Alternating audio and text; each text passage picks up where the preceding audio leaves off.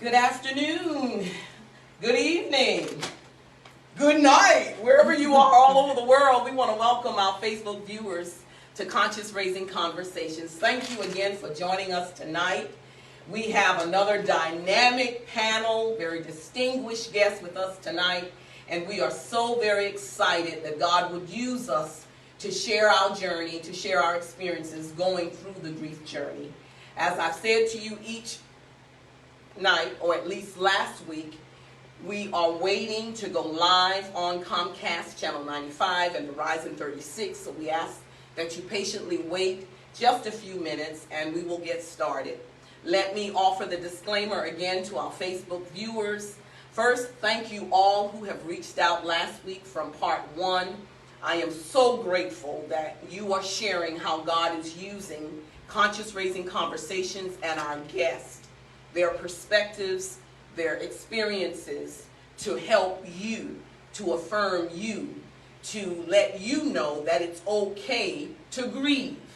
I want to offer the disclaimer that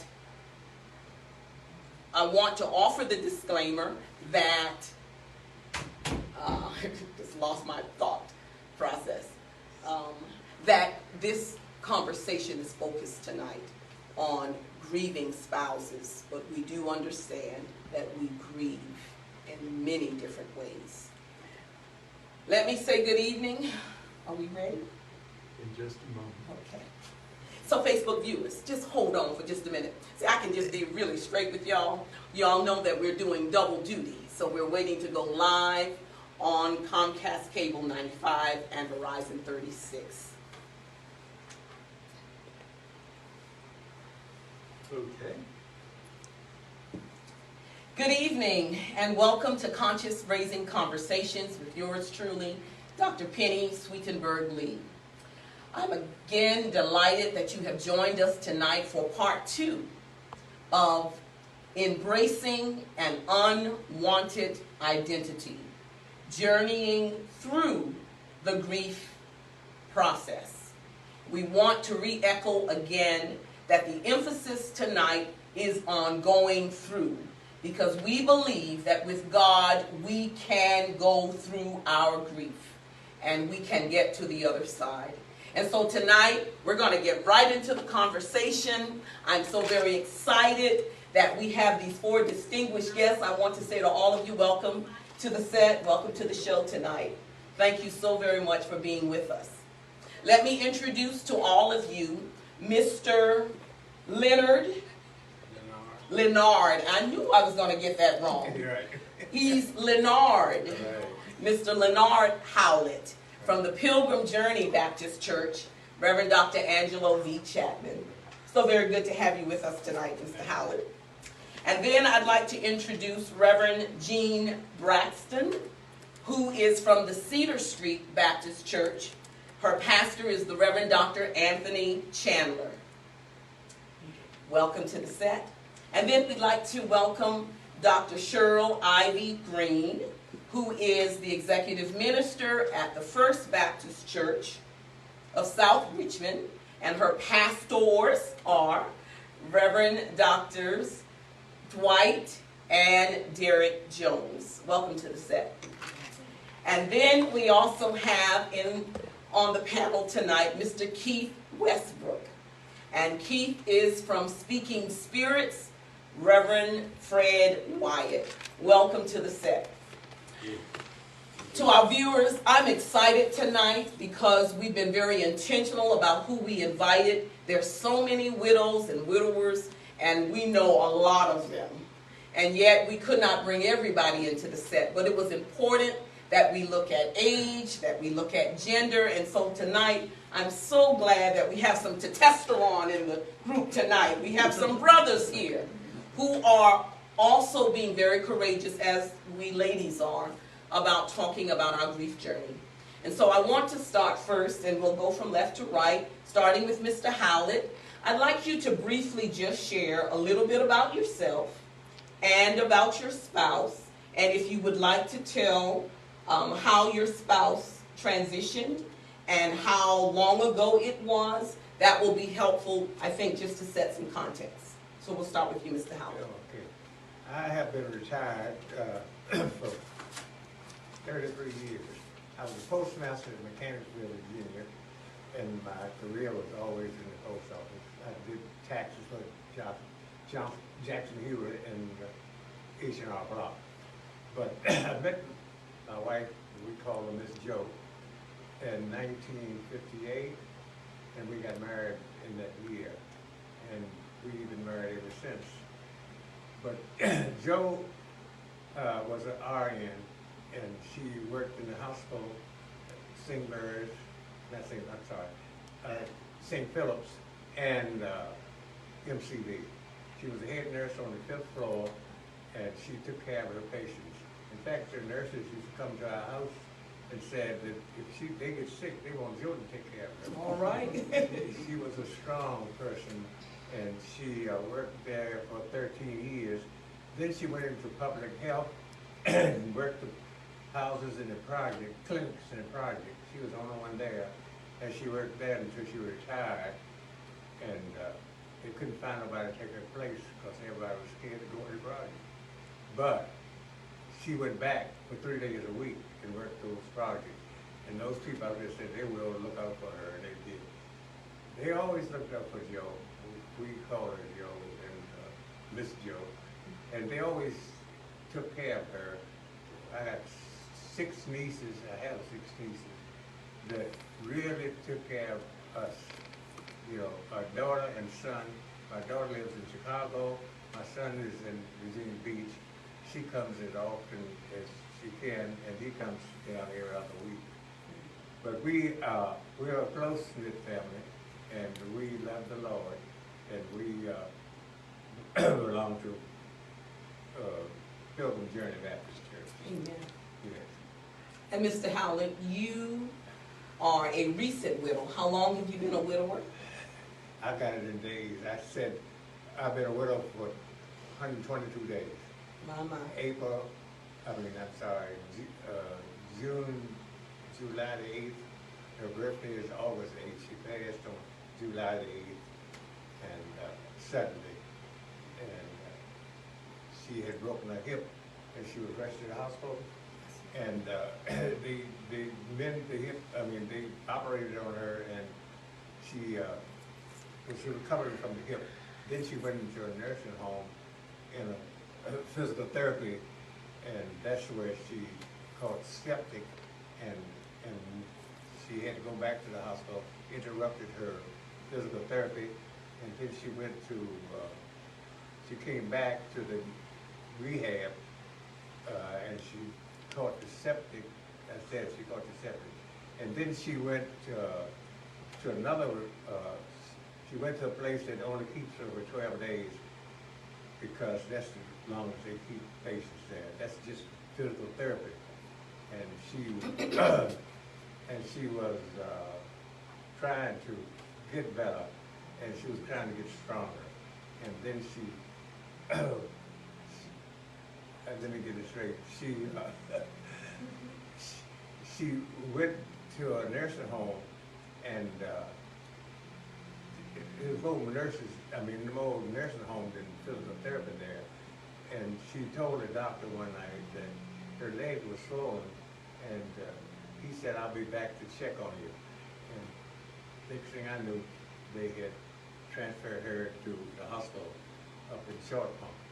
But they had to transfer her back down to St. Mary's, and she had septic and pneumonia, and they couldn't save her. And she passed on that day. That was 3.5 years ago, and 3.5 3.5 months ago, and Mr. Howlett and Miss Joe were married for 63 and a half years. I want y'all to just feel that.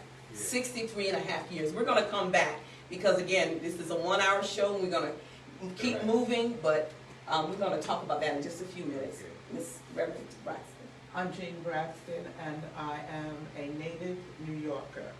I moved to Virginia in 1977, and I relocated because United Virginia Bank relocated me from New York. I went to Cedar Street Baptist Church to audition with the Virginia Choral Ensemble. They were looking for a soprano soloist, and I was accepted into the group. And my husband and a number of his family members were part of the group.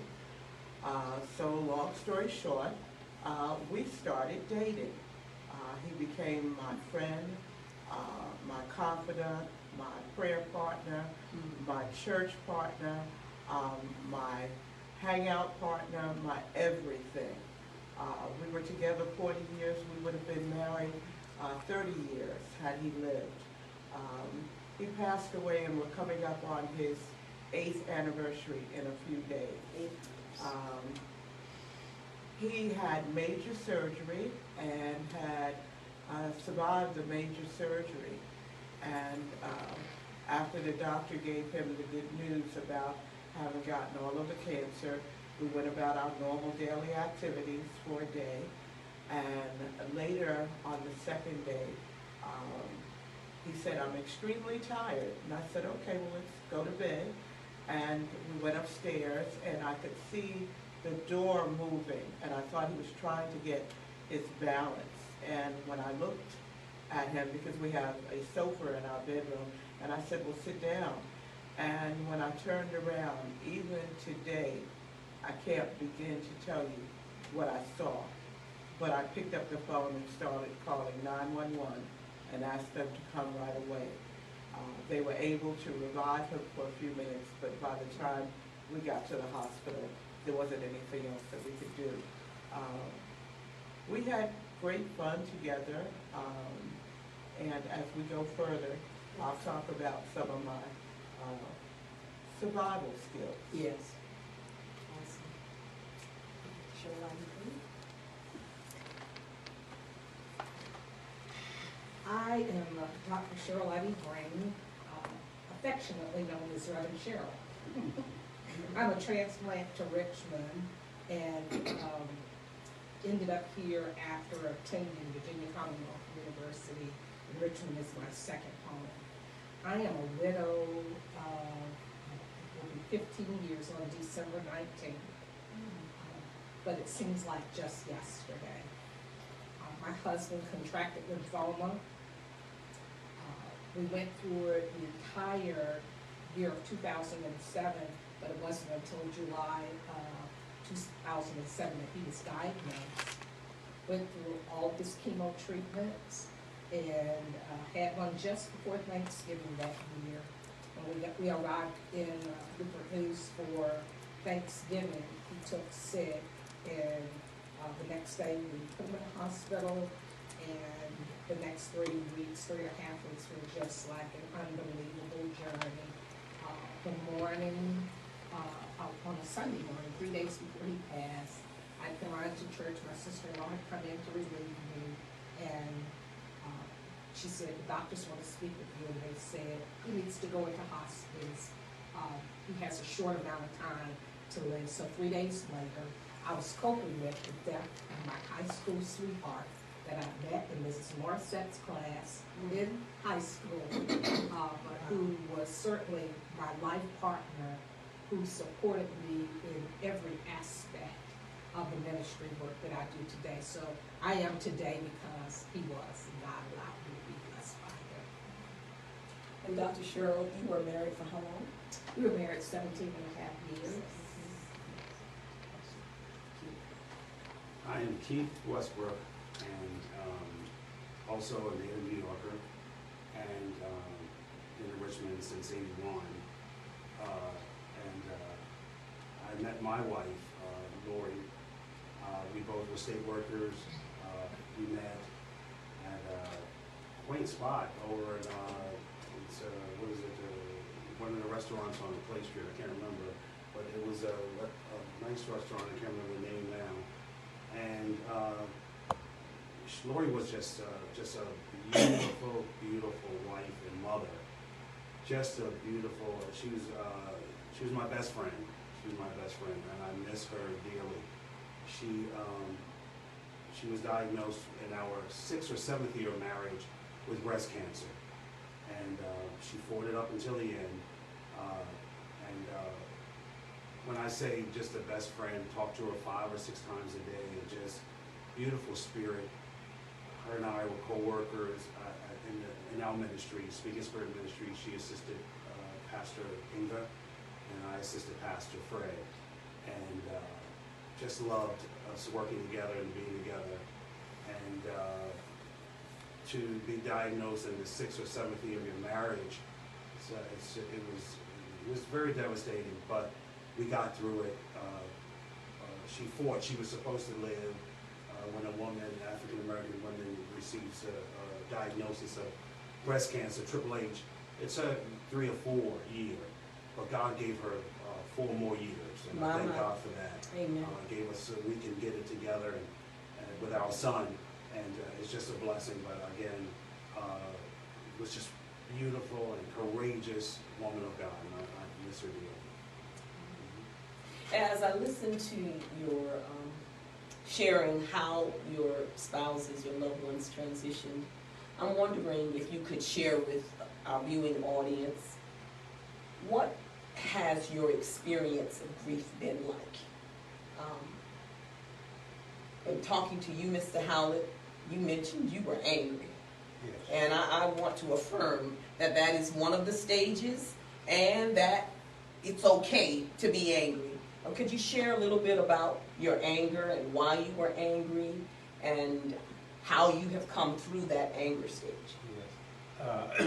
I was angry at the doctor who promised her that he would come back and check her leg out. And that's the problem, that in those type of nursing homes, they don't follow through with what they said they're going to do.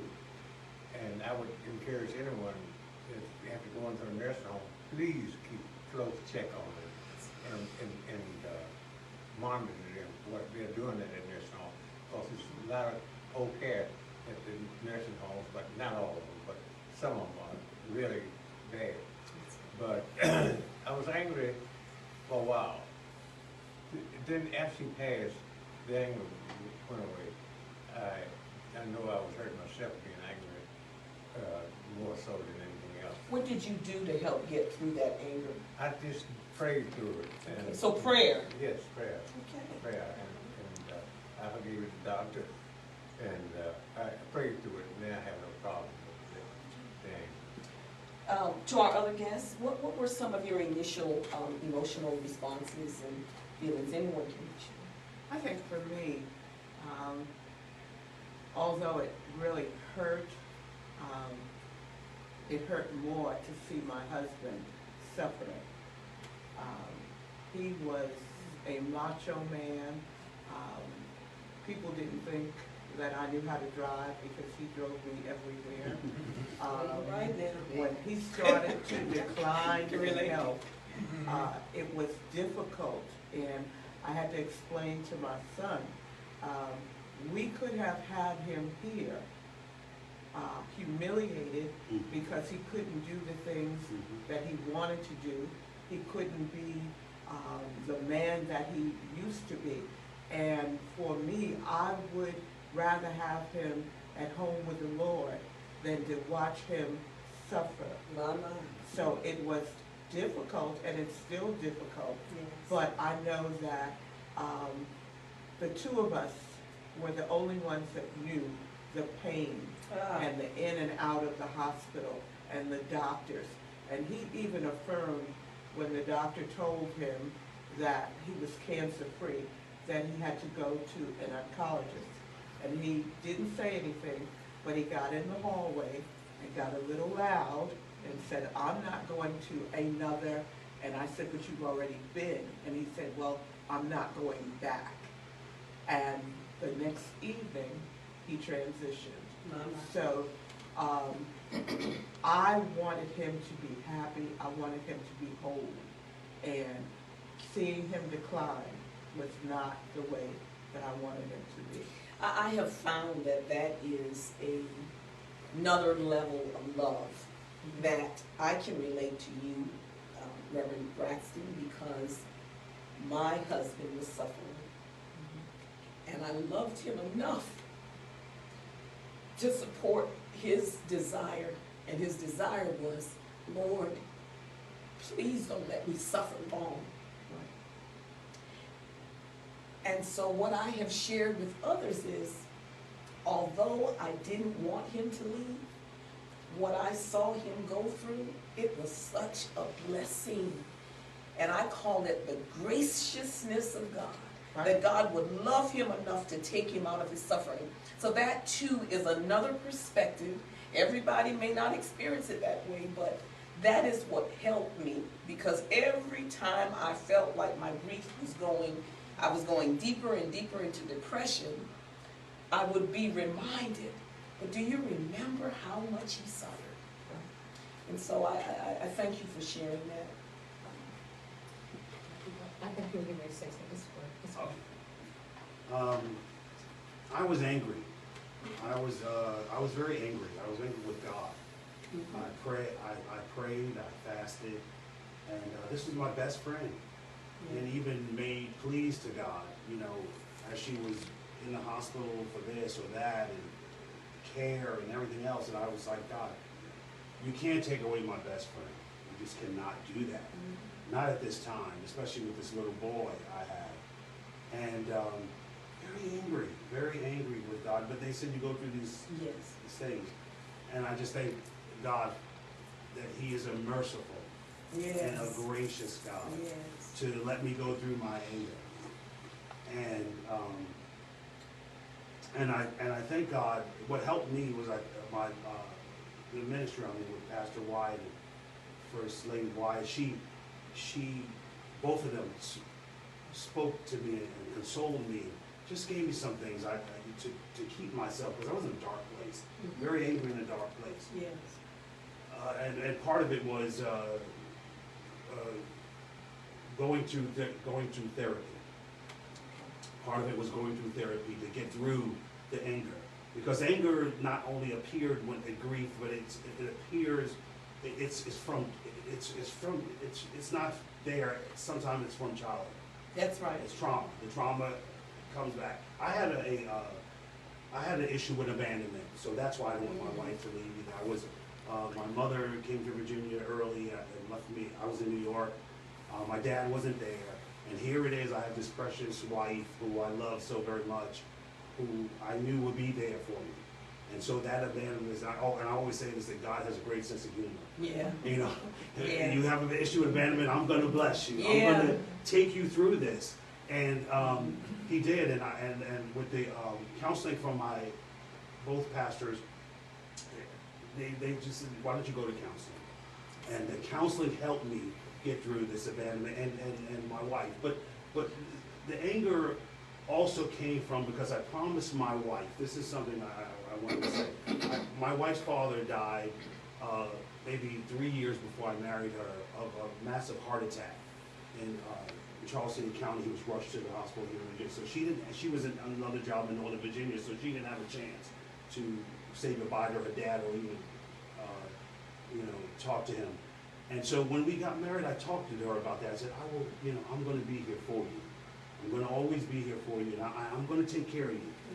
Yeah. And my guilt was when she passed.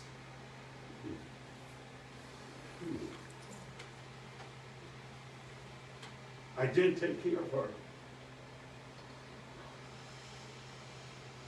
So I had to go through that therapy and get that out, that I did take care of her. I took care of her to the end. And, but her,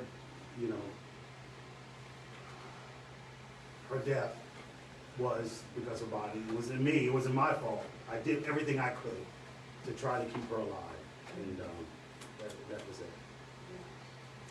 Before I go to Dr. Cheryl Ivy Green, Brother Keith, you said a mouthful. So you talked about, and I want to say to our viewing audience, you talked about being angry, as Mr. Howlett did. Want to say to our audience, as Keith just said, we serve a gracious and a merciful God. Yes. And it's okay to be angry. Yes. God is sovereign, and we serve an awesome God who can handle our emotions. Right. And so I want to affirm some of you who may be watching tonight, to our viewing audience, that anger stage is legit. And it is okay. But Keith also said he sought counseling because he understood that abandonment was also a part of your experience from childhood. So here again, you see your wife leaving you. I can relate to you because I lost my parents when I was 6 years old. And so I too have dealt with abandonment issues over the years. And I have said openly and publicly that I've gone through therapy at different levels of my life to better understand who I am and why I react and respond. So I want to just thank you for your transparency. And I want to also affirm that these are brothers, and black men are told that we shouldn't cry. So even when you lose a loved one, we want to say to all of you that it's okay to cry. Yes. And it doesn't make you any less of a man. So thank you for your authenticity and your transparency. Dr. Green, tell us about your initial response. I've heard a little bit of your testimony that blew me away. First of all, I was pretty upset with God, to the point that when those doctors walked in on that Sunday morning and said he had to go to hospice, because I have a strong prayer life, my first inclination was, let's pray. And I began to pray, and I prayed this wonderful prayer unto God. And then I closed out the prayer, and my husband looked at me and said, wait a minute, you do not pray that the will of God would be accomplished. And I said to him, I am not there. God and I am not on the same page. And God already knows that. And I meant that. I truly meant that, because that was the space that I was in. He said, you have to pray for the will of God. And that carried me for a long while. So we went back into prayer, and all I said to God was, nevertheless, Lord, your will be done. Nevertheless, your will be done.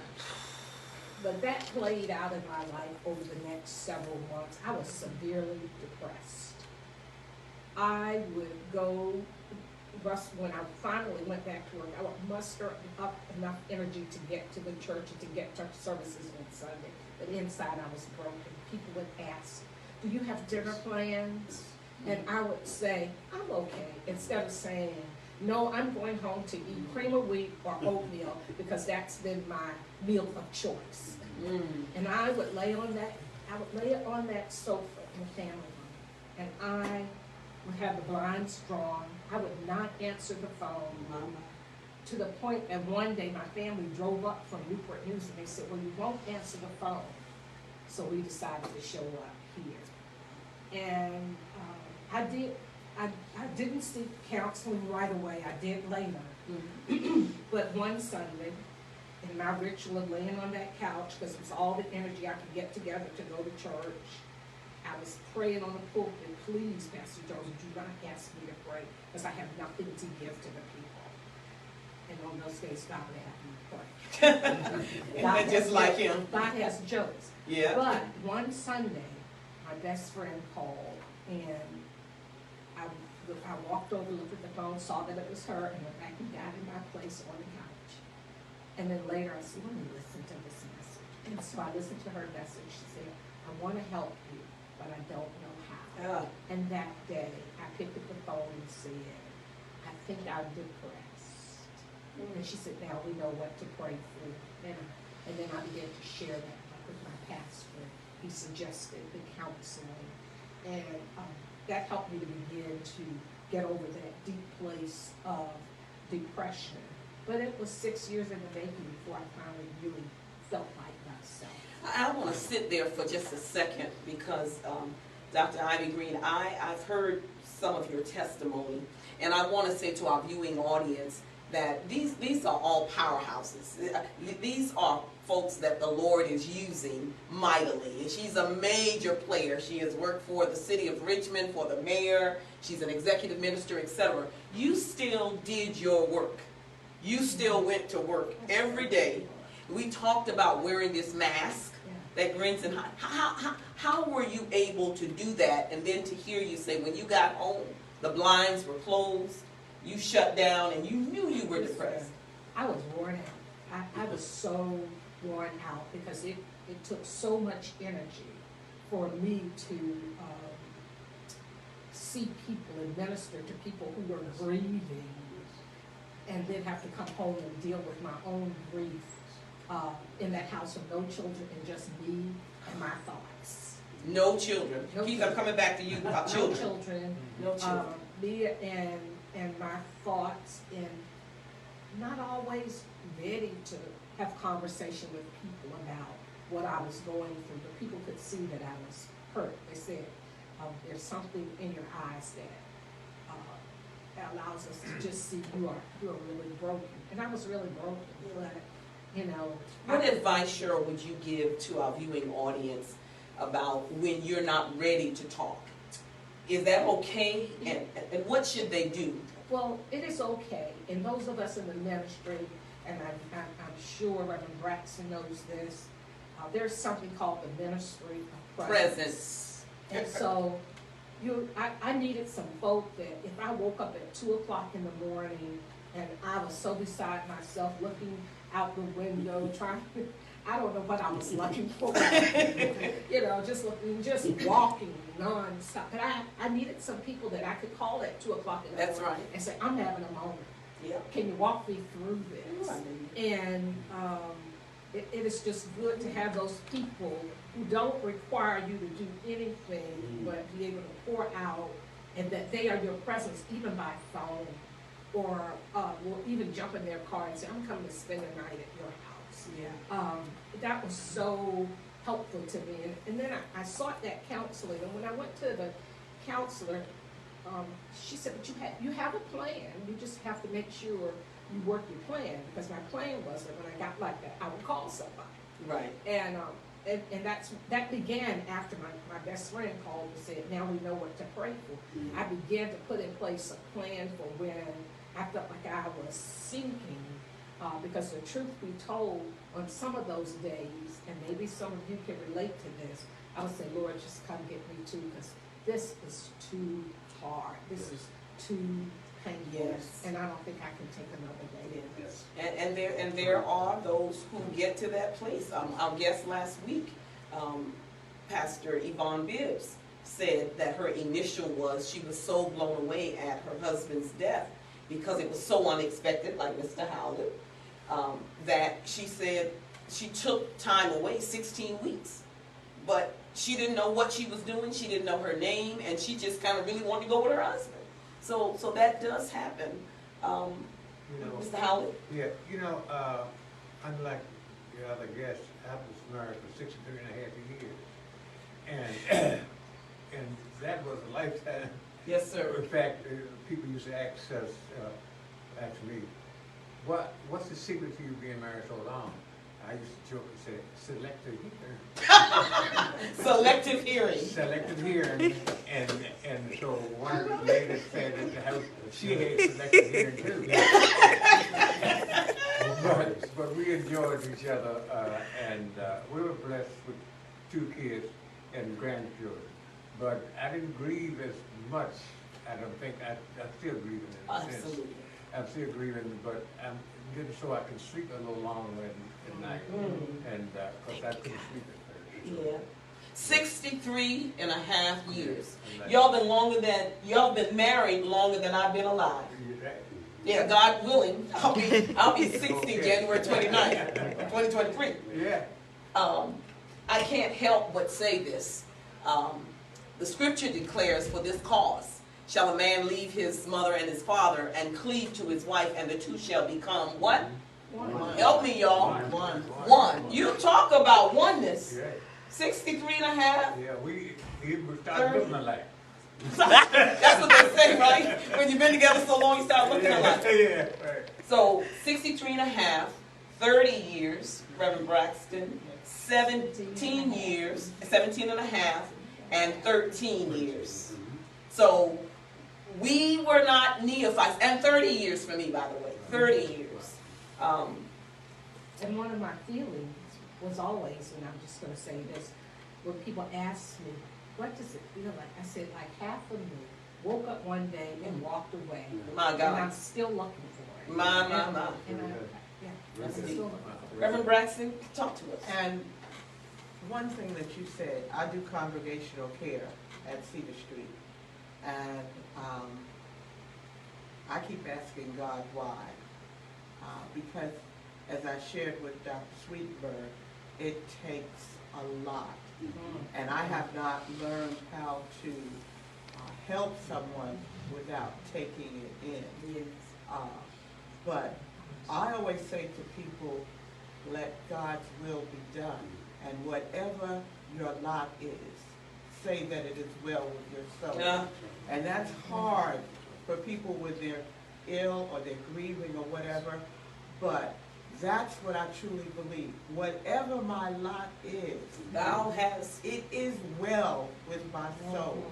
And that comes back to when I said, I'm not going to be selfish. My day, after all of these years, is Sunday. Because we went to Cedar Street, we had dinner, we went to sing at 3 or 4 different churches, we came home, we went to get ice cream, we came home and we watched TV. Sunday is the most difficult day for me to get through because I don't have that.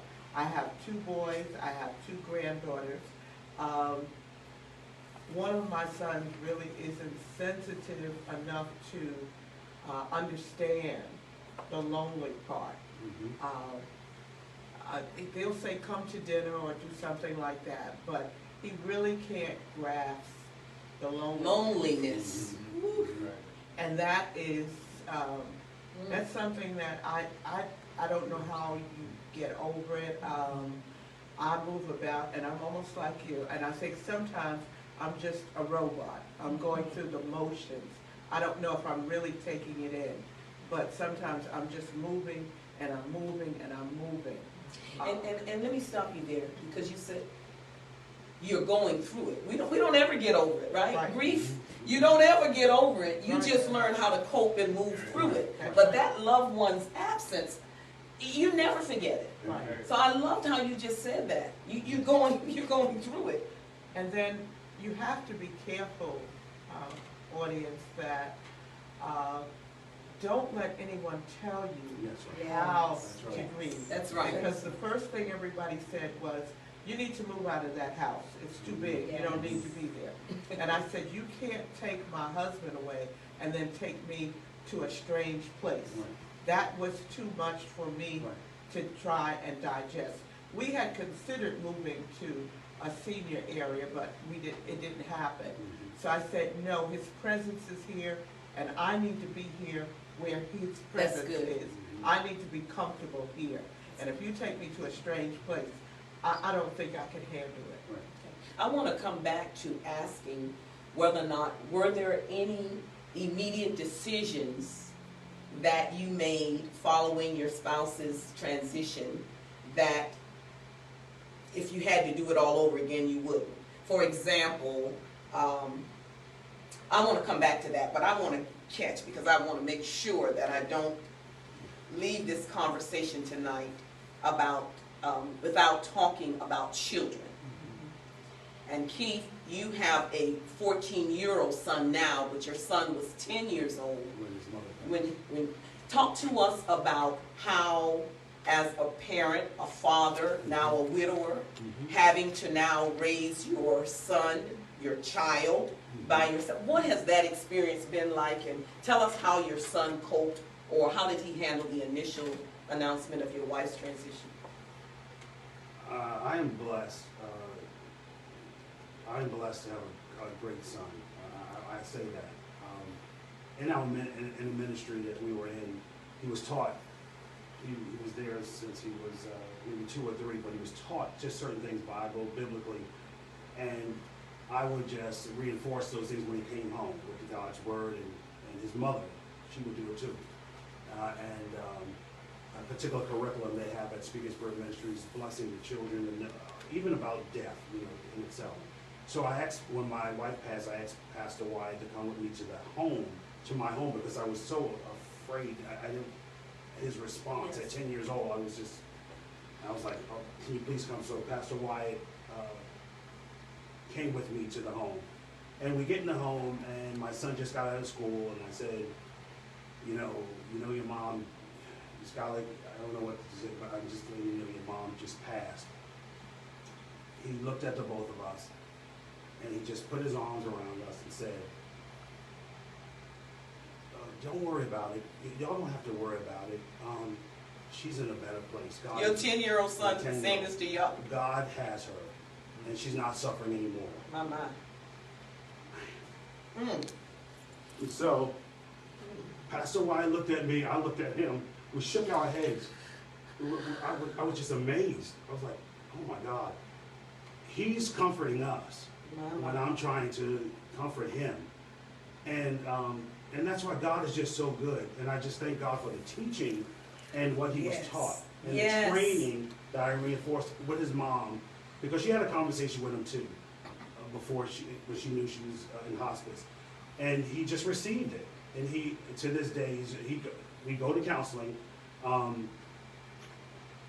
together, and then he went separately. But it was just a blessing. It was a blessing from God. It was just God just saying to us, it's going to be okay. Yeah. It's going to be okay. Keith, it sounds like you and your wife made sure that your child was trained up in the way he should go. Yes, yes, definitely. So we want to say to our viewing Yes. audience the importance of really Yes. making sure that faith is a part of your children's experience as well. Yes, that blessed us because of his training. Yes. It was his training. And I thank God for the ministry. And he put his arms around both of y'all. Yes, but around both of At us 10 years to old. let us know it was going to be My. And little child. Shall come on now. Well. And a child shall lead them. That's right. So, Reverend Braxton and Mr. Howlett, you have adult children, and I'm going to come back to Shirley and I. We have a connection on a different perspective, but I would ask you guys, your adult children, how has your spouse's transition affected them, or has it brought you guys closer? Did any of your children have to also go to counseling? Tell us a little bit about the children and their experience. Well, my daughter, I think, took it harder than my son because he's really into the Lord and in the church. And my daughter goes to church, but she's not. Be careful how you say that. Yeah, she goes to church, but she took it harder than my son did. Yeah. And She's a daughter. yeah, she's a daughter, and she really took it hard. But my son did too, and my grandchildren. I have a granddaughter and a grandson, and all of them really took it hard because everybody was crazy for Joe. Your wife was my buddy, Yeah, and she could make you laugh. You'd be in stitches. yeah. So I love your wife dearly, and I just want to affirm you tonight that God is keeping you. Yes, yes. You don't look like what you've been through. Yeah. And if you don't mind, could you tell our viewing audience how old you are? I'm in my late 80s. He's in his late 80s, and he still drives, as my assistant, Miss Wilson, would say, and he's good to look at. God has kept him. Amen. He blessed me. Yes. I want to say hello to your daughter in Chicago. I know she's watching, Yes, because she she sent me a friend request today. You know, Yeah, so she's watching on Facebook. Hi, daughter. So my son, my firstborn, was adopted by my husband, and my youngest son is his child. He took it the hardest. My firstborn doesn't really say a lot, but because basically my husband raised him from two, he internalized a lot, and he doesn't say too much. They had a close relationship, and I have to tell you a joke. One Sunday, my husband got up and he said, "I'm looking for my tan shoes." I said, "I don't bother any of your clothing." And he looked and he looked, he couldn't find the shoes. Well, we went to Pilgrim Journey, and my daughter-in-law is a member of Pilgrim Journey. So while we were sitting there, in comes my son and sits on the row and crosses his legs and swings his foot. And my husband said, he has on. I said, don't say it. Don't say it, we're in church. But they had that kind of relationship. My youngest son struggles because I don't believe that he really understood how ill his dad was and the being in and out of the hospital. I think he, when the realization hit him, it was too late that, your dad is really not well. Yes. But he's coping. We talk about it. We laugh and joke about things, and that's good. Laughter is good for the soul. Good for the soul. Say that again. Laughter is so good for the soul. Yes, it is. Because my joke with my husband was that I prayed to God for a godly man, someone that loved God, could go to church, who was a friend, but we could have fun, we could do other things. I said, but the one thing I forgot is that I forgot to ask him was a man with some money. Because you are poor. And I used to say, you are poor. And we would laugh about that. And I said, you think God answered everything. But the next time I'm going to be very specific in what I asked for. So that was our standard joke. But laughter, please, audience, laugh. Right. Remember those funny things. And when you get sad, laugh. That's good. Laugh. Let me invite any of you who would like to get in on this conversation. You may call 804-646-7172. That's 804-646-7172. I want to turn to Dr. Green and say that you and I have talked many, many times over the course of my 3-year journey, and what we have in common are several things, but certainly, what is it like to not have children and it be you and your husband and that other half is now gone? What has your experience in your home doing things, what has that been like? And are there any lessons you've learned from that? It has been extremely difficult.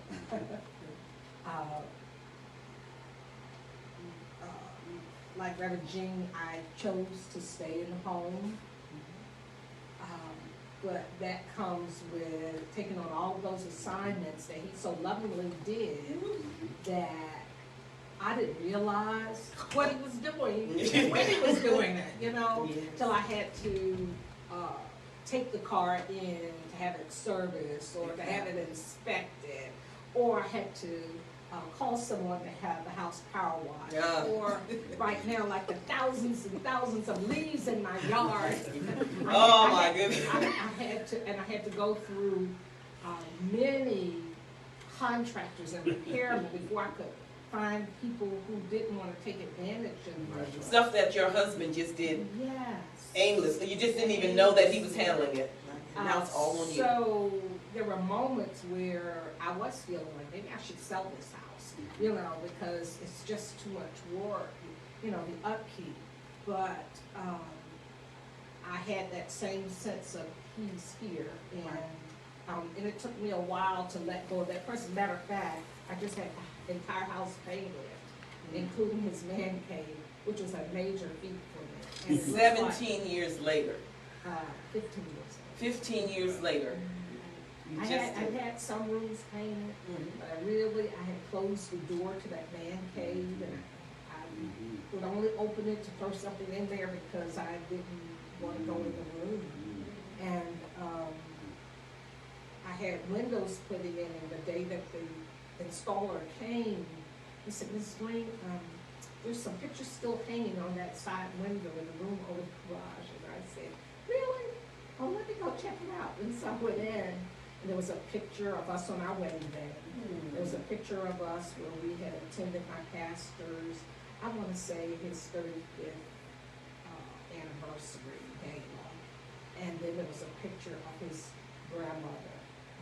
And those 3 pictures were, those hung on the wall. But because I had not been in the room, I I didn't realize they were still there, and I had a complete meltdown. So that was a trigger for It you. was a trigger for me. It was a real trigger for me, but it was also for me a message from God that it was time for me to make the change, to paint the room, and to do some things that reflected the space that I'm in my life Yes. now. And I'm not dating or anything because it's just difficult.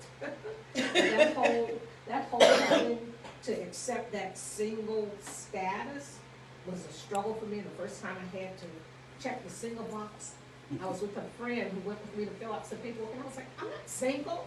I am not single. I'm a widow. I'm not single, and I'm not checking the box. And isn't it interesting that even though they're gone, you still feel like you're married? Exactly. You'll married. I literally just took my rings off on his 3rd year death anniversary, which was this past August 9th, 2022. That was a big deal. We were married for 30 years, and I have been in therapy, and I'm every week talking to my therapist, and I'm saying, oh no, I'm not going to take this off, I'm not going to take this off. But I was also praying and talking to the Lord, and the Lord was saying, I'm going to shift you. There's a shifting, there's a new season coming, and I'm going to use you to do some new things, and you need to get ready for it. This is a good segue into asking, because last week we touched on it and we ran out of time.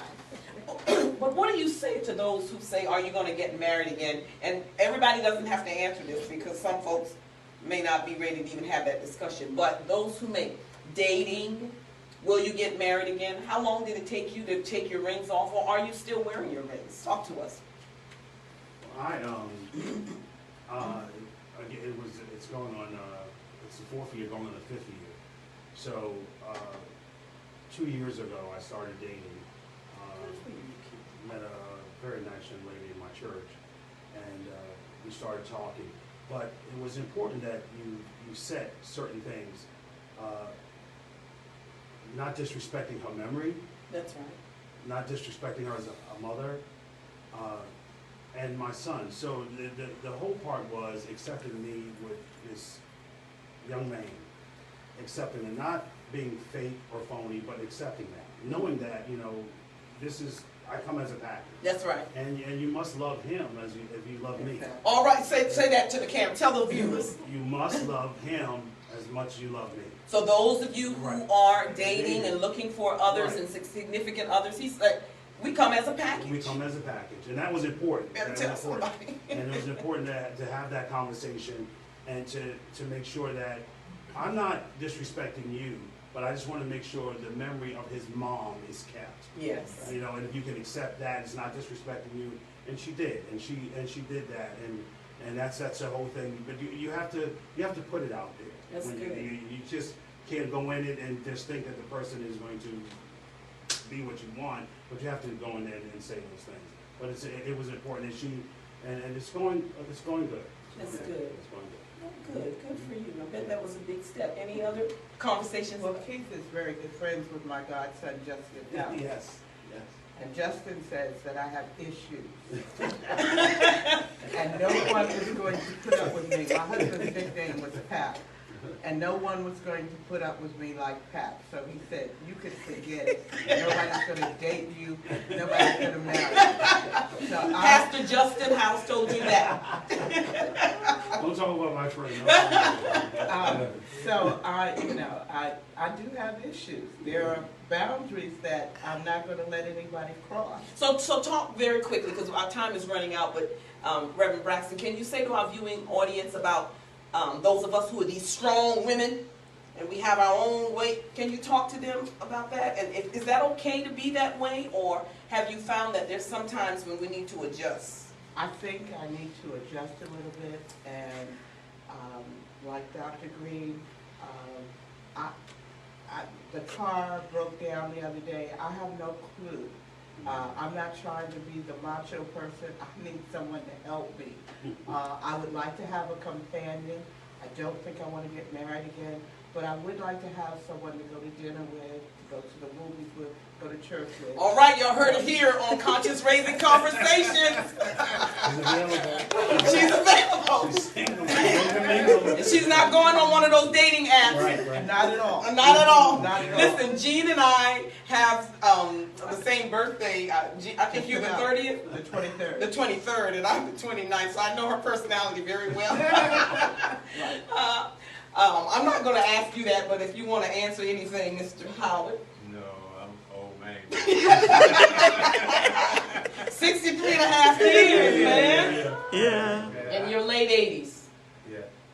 I'm gonna stay single. Anybody bringing over any dinners for you yet?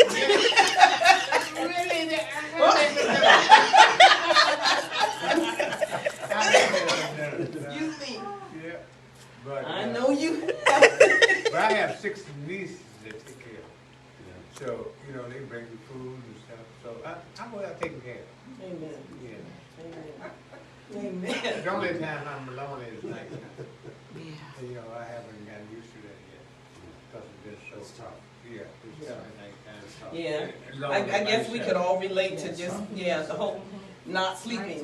Right. Not sleeping, as you said earlier, walking, looking out the window, just walk in the house. And yeah, we've all been there.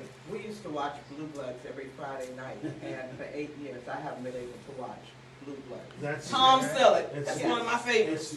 It's, I thought it was just me. It's so good she said that. All the shows that we watched together, I wouldn't watch. Can't do it. And people would ask me about them, and I couldn't watch it because we watched them together. It's- What about, and again, I got less than 3 minutes, 4 minutes. What about, did you have Facebook videos or DVDs of your homegoing services? I watched it every day for a year. I would go read the obituary and read the program booklet and all of that. How did y'all So handle that?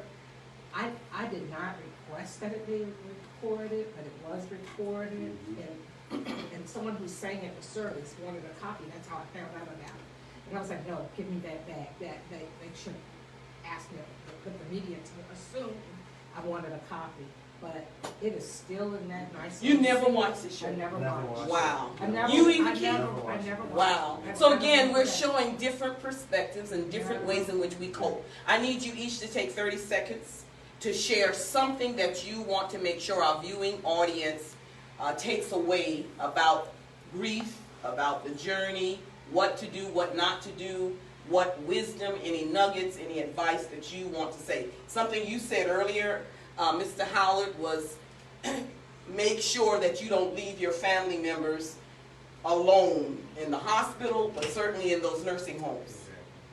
But is there anything that you guys would like to share? Please talk to our viewing audience. Mental health for African American men especially is very important that you seek out counsel. You seek out a therapist, you seek out, That's good. it's important not to keep it inside. We have all, I would say this, with murders and things going on in the world today, if they saw a therapist, if they saw somebody to speak to get it out of their system, even the trauma I went through as abandonment issues, they're going through this, and then you have a trauma of a death. But mental health is important that you seek a therapist, and it's important that you seek a great place to worship, That's a good. great place where you are comfortable, so God can heal you. Yes. So God is important. The therapist is great. Therapy is great, but God has to heal you. All right. Amen. I would say, grieve at your own pace. Yes. Do not let anyone determine for you how long it should take you to get through any stages of grief. They're more uncomfortable than you are, and so you should not allow that to make you uncomfortable. And then the other thing I think I would say to persons who experience an unwanted identity is to pause before you make any major decisions That's about good. whether you're going to sell your house, how you're going to handle your finances, and just different things that will come up that you legally need to take care of. Those Yes. major things, wait until your mind is clear, and always take somebody else with you so that they can hear what that person is trying to sell you or offer you, because everybody's going to try to offer you everything That's in your good. new status. And as Dr. Green said earlier, God will dispatch angels Yeah. to be there for you. Find that prayer partner, find that person that will listen, just let you cry, let you throw a tantrum or a fit. Find that person. And they're there because God will always dispatch someone to be there, to help you, to listen to you, to let you talk, and to pray with you. Grief, it's good to grieve, but you have to maybe need help because grieving can lead to depression. Yes. And you don't want to go into that depressed mood. So if you need help, a therapist or anything, go out and get a therapist. Thank you. Let me say thank you to our audience for indulging us with part 1 and part 2. We pray and we hope that what you've heard has helped you. I want to say to those of you who may have viewed last week's episode and again tonight, and it has triggered you because it takes you back down memory lane, we really want to encourage you to call and seek help. If you are not in therapy, we highly recommend finding a counselor or a therapist. I want to reiterate what Keith said earlier, that God makes the difference, that faith works, and trusting Him. You've heard a number of strategies tonight, praying and laughing, and sometimes you just have to sit with yourself. Want to reiterate the ministry of presence. There are those of you who are trying to figure out every time someone dies, what do I do? How do I help? Sometimes just show up and be there. You don't have to say a word. Just be present. And let me say to those who get offended because folks don't call you back when they're grieving, that don't stop calling. Recognize that that is how they are grieving, and there are times when they don't want to talk, but they still need you to be present and to check on them. Thank you for joining Conscious Raising Conversations with yours truly, Dr. Penny Sweetsenberg-Lee. I want to remind all of you who have not voted to please vote tomorrow, November 8th. Midterm elections matter. Please cast your vote. Please exercise your right to vote. And let me also say that we invite you to come back for our final episode next Monday, same time, same place, 6 to 7 p.m., Comcast Channel 36, and Comcast Channel 95, and Verizon Channel 36. We're going to have our final episode with Mr. Terry Davis, an NBA great, and we're going to talk about lessons that he has learned as a result of his second baptism. I want to encourage you to get the book. Go on Amazon and buy it early. It's an awesome book, but you'll meet Terry next week. Thank you for joining us. Have a good evening.